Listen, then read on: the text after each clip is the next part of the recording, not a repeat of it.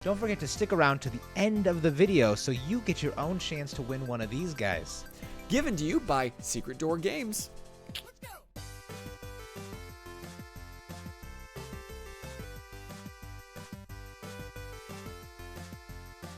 Hi, welcome back to 4 Geeks by Geeks, your Geek Nation station for all things geeky. As always, I'm PK. And I'm Bozer.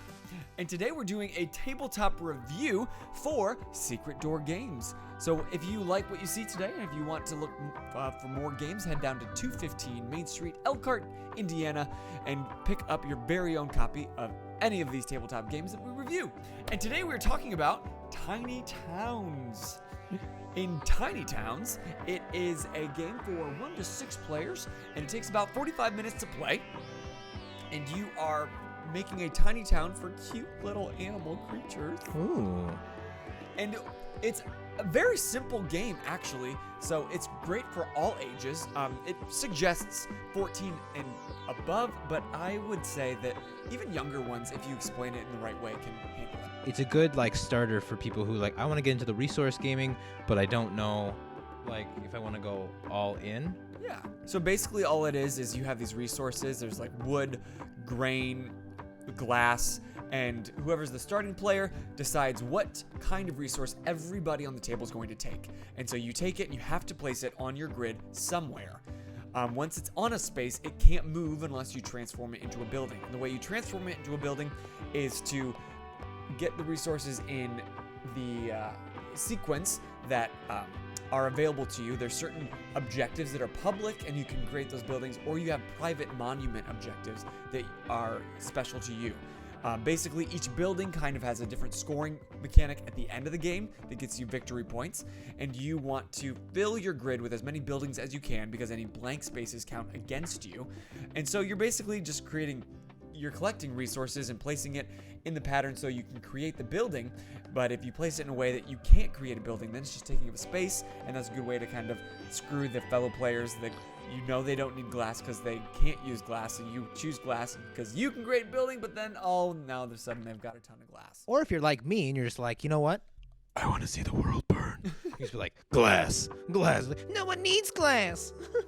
And they do have a town hall kind of way to play where instead of somebody choosing, you would draw a card, and then it's just more random.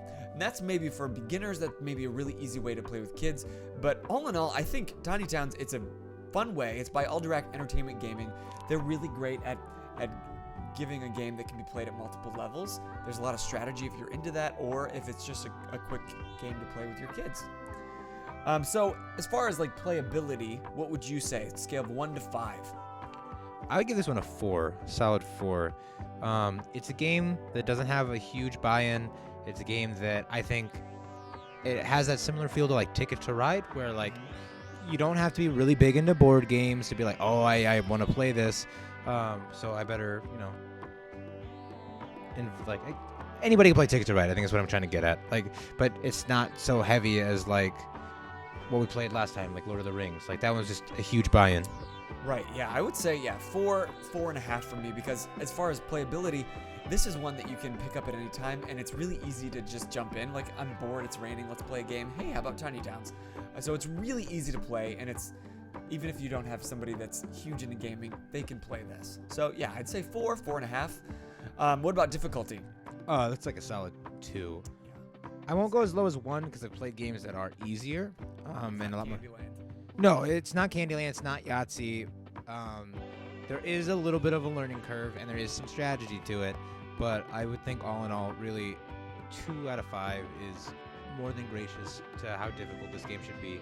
I think after you play it once or twice, you'll be ready to go. Yeah, if you're really good at Tetris, this is a really great game for you. Or packing a car, this is a really great game for you. It's weird. I'm very good at Tetris. Absolute crap at packing a car. Huh. I think it's the difference between 2D and 3D. Actual space and consequences. Yeah. Versus some blocks on a. Right. Well, because when I stack the blocks, they disappear. If I'm putting a car and I'm it fit, ha! They just disappear and they get really tiny and compact. That would be really great. Could you imagine? Oh my goodness. You wouldn't even need a U-Haul. Anyway.